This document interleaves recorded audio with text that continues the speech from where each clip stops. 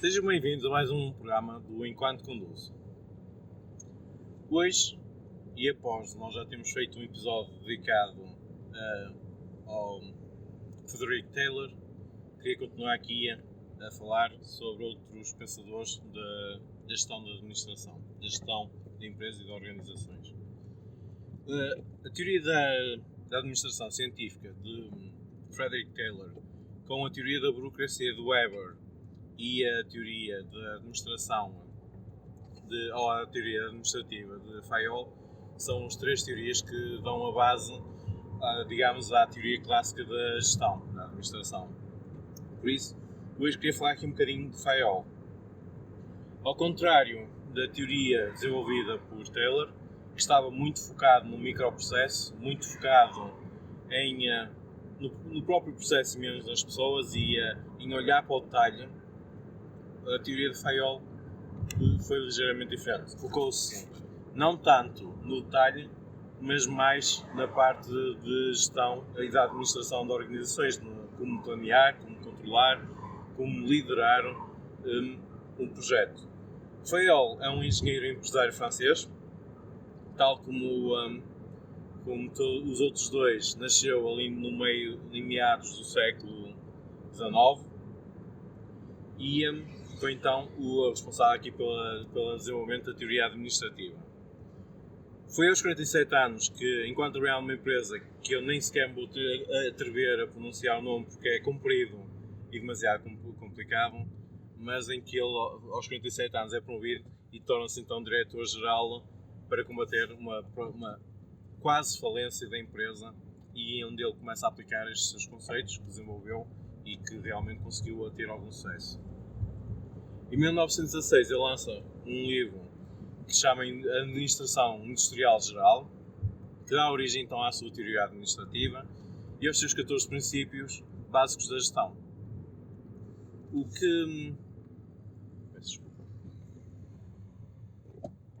que ele fez, ele foi o primeiro a debruçar-se então no tema da administração de empresas, tendo em conta ele foi o primeiro que mencionou que esta questão da administração de empresas e de organizações deveria ter em conta um plano de estudos e uma formação em que buscasse procurar então lideranças qualificadas para poder fazer a gestão e a administração.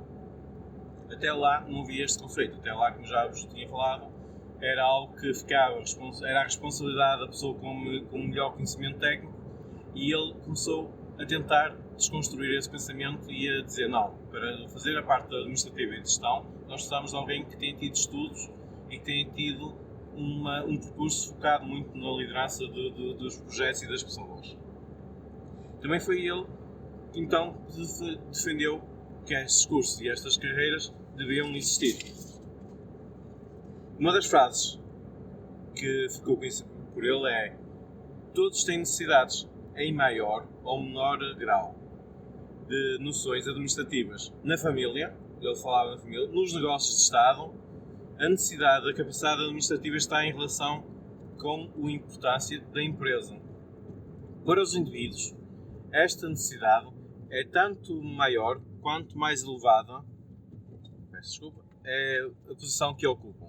Isto foi uma frase que ele, muito célebre, de Fayol, e que ele basicamente nos diz nós temos que começar a pensar nesta questão da gestão, de fazer uma gestão dedicada, seja em que tema for, não só nas organizações, mas também a nível familiar, a nível de Estado, e ele começou a desenvolver isto. E esta preocupação deve ser maior conforme a hierarquia, digamos, é superior. Para ele, ter um conhecimento de gestão era mais importante que a competência técnica. E ele achava que nós não devíamos gerir uma empresa ou deixar que a empresa andasse em base de pessoas que tivessem conhecimento técnico, não. Tinham que ter outros conhecimentos que fosse capaz de trabalhar os recursos humanos, deveriam ser bons líderes E ele acreditava que um bom líder tinha que ser um bom administrador, na maior parte dos casos. Então ele defendia sempre isto. Antes acreditava-se que os bons líderes nasciam com a competência para liderar.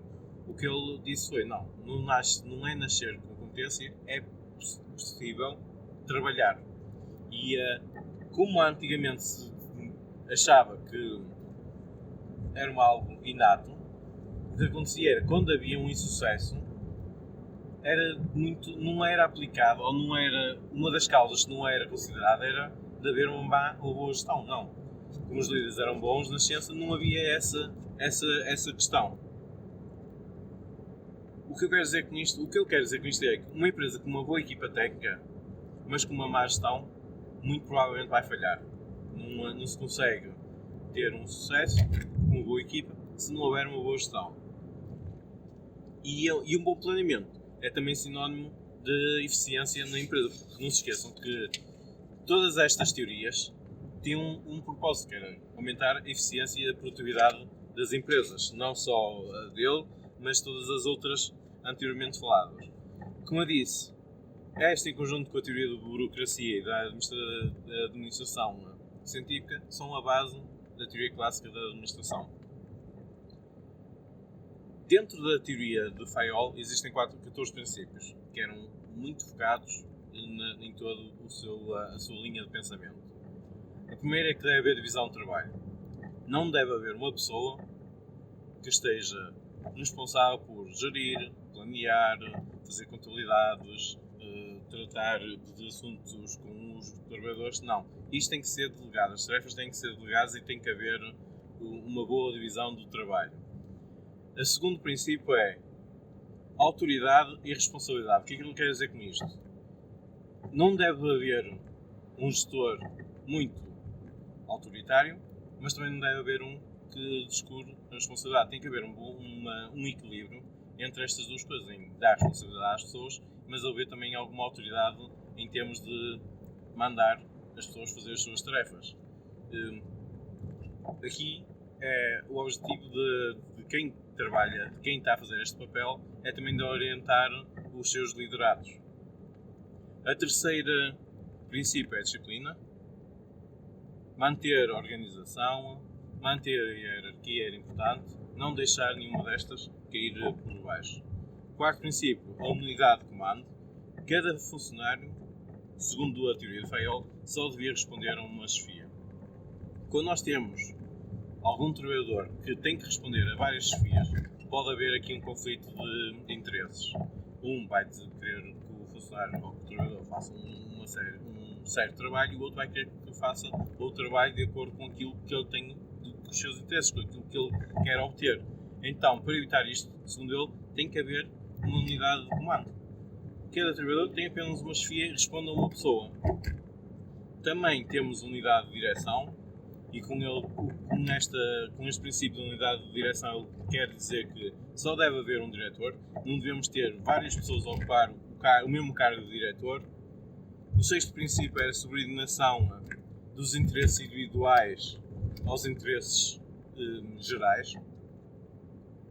O que ele nos diz é, nós não devemos privilegiar os nossos interesses pessoais em detrimento dos interesses da nossa comunidade, da nossa organização. Não, nós devemos primeiro privilegiar os interesses gerais, só depois os nossos. O sétimo princípio está a ver com a remuneração dos trabalhadores. Ele aqui não defende que deve ser... Nós devemos, tanto ele como o Taylor, defenderam que os trabalhadores deviam ter um pagamento mais equitativo e que deviam ter uma melhor remuneração, principalmente os bons trabalhadores. O que ele defende é que deve haver essa maior remuneração, mas que não é obrigatoriamente, ou poderá não ser obrigatoriamente, no salário, pode ser em bónus. E que esta remuneração de cada trabalhador deve estar alinhada com o seu comprometimento com a empresa. O oitavo princípio é a centralização. O nono, a hierarquia. Deve haver uma hierarquia que deve ser respeitada e mantida. O décimo princípio é a ordem. É garantir que nós mantemos a ordem, garantir que mantemos tudo organizado, garantir que a hierarquia não se vai desfazer e que vamos manter todos estes princípios fluidos. O 11º princípio é a equidade, justiça na recompensa. Isto é importante. Isto também parte um bocado da questão da remuneração, que deverá estar ligada ao comprometimento, e que é a mesma coisa. Nós já falámos também em outros vídeos sobre a motivação. E existe a motivação, a teoria da equidade, em que nos diz que um bom trabalhador, quando sente que não está a receber uma recompensa justa relativamente a outro trabalhador que tem um esforço menor, ele vai desmotivar. Então é isto um bocadinho que ele nos está a querer falar. O 12º é a estabilidade pessoal. O que ele quer dizer com isto é, nós, para garantir que temos uma baixa rotatividade de pessoas, devemos garantir que as pessoas estão satisfeitas. E uma das coisas que ele defendia é que tem que haver tempo para o operador de treino, para aprender. E isto é uma das coisas que nós hoje em dia ainda temos. Muitas vezes nós, quando temos novos colaboradores a vir para a empresa, queremos que eles vão logo produzir, que vão logo para a máquina e que façam logo e consigam logo algum retorno. Sem aprendizagem. E o que nos vai dar é que se calhar vai nos dar uma produtividade alta, mas com baixo, digamos, índice de qualidade. Isso não interessa para nada. O cliente não quer receber coisas com falta de qualidade. Ele quer receber aquilo que pediu com a qualidade que pretende e que sempre desejou. Então ele defende que não, tem que haver aqui um tempo para a aprendizagem. Depois, o 13º é a iniciativa, atribuição de alguma autoridade às pessoas. E por fim, o 14º está relacionado com o espírito de equipa. Tem que haver um espírito de equipa para conseguir que haja aqui uma melhoria superior. Também nesta teoria existem os 5 pilares, muito conhecido pelos POC, em que o primeiro é planear, ou melhor, o que ele quer dizer é que isto são algumas das tarefas que então, o líder, que ele defende, a pessoa que está responsável pela administração e pela gestão, tem que ter, em que uma delas é planear. Tem que haver uma visão muito sólida e ele tem que estar preparado para corrigir desvios àquilo que pretendia. Isto é importante. Depois, outro dos pilares é a organização, organizar. Tem que haver organigramas e uma estrutura visível e tem que ser tudo tornado, digamos, transparente. Tem que haver uma hierarquia, mas tem que estar transparente. Outro dos pilares é controlar. Deve-se acompanhar, esta pessoa tem que acompanhar as atividades definidas e delegadas. O que ele quer dizer é, a pessoa que tem esta função tem que estar por cima de tudo que está a ser feito e como é que está, qual é o ponto de situação em que se encontra. O quarto pilar é coordenar, orientar equipas e as suas prioridades. É importante isto das prioridades, porque não basta só orientar as equipas, é preciso definir uma prioridade do trabalho ou da ordem de trabalho que cada equipa tem que executar. E por fim, a última parte é comandar, liderar e gerir as pessoas, para que exista então um andamento das atividades propostas. Com estes 5 pilares, ele julgava ter então um bom líder, alguém capaz de gerir as pessoas, mantê-las motivadas e garantir que havia uma maior eficiência na empresa. E era muito isto que Fayol defendia e que a sua teoria defendia. Claro, há aqui muitas diferenças, há alguns pontos em comum com a teoria de Taylor, mas também há aqui uma convergência. Como eu disse no início, o Taylor estava muito focado em olhar para o processo, por isso é que ele fez o estudo do tempo e movimentações, e olhar para os pormenores e conseguir ganhar eficiência através de melhorando os pormenores. E este está mais focado no aumento da produtividade, mas com uma boa gestão. Ter uma chefia, dividir os poderes, haver uma parte técnica e haver uma parte, digamos, racional, um pouco também como foi defendido pelo Taylor, mas esta chefia, ter mesmo uma própria carreira, ter um curso, uma formação muito voltada para que ele saiba como gerir e saiba como coordenar as equipas. E isto é importante, e muitas das coisas que nós hoje fazemos ainda é trabalhado.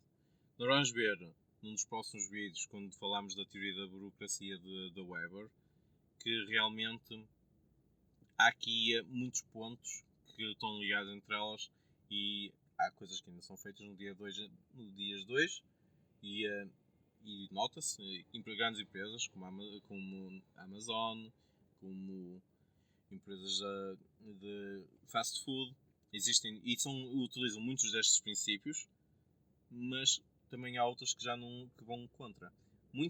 Apesar disto ter sido desenvolvido há cerca de um século atrás, há 100 anos, há pouco mais de 100 anos atrás, ainda hoje tem uma importância. Não porque as pessoas ainda sigam estas teorias, esta teoria clássica à risca, mas porque durante este tempo todo, tudo que apareceu, a maior parte das teorias foi para ir contra aquilo que foi definido por estes três senhores, e não só. Depois tivemos outras questões como Ford, o Taishan, e que pegaram nisto também modificaram. Mas muitas das coisas que nós temos hoje em dia foram criadas para rebater aquilo que foi a teoria clássica da administração.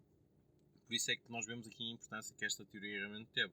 Ela quebrou o paradigma da altura e fez com que realmente houvesse aqui uma necessidade de repensar o método de organizar uma empresa e de gerir uma empresa.